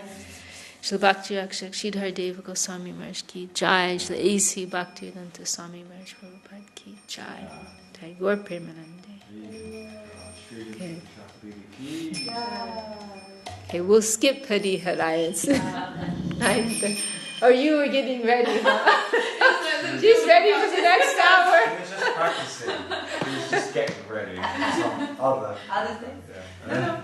I thought as if you always do it, I thought we'd do it. But you're totally right. Yeah, I think you all have other things to do. Yeah. Okay.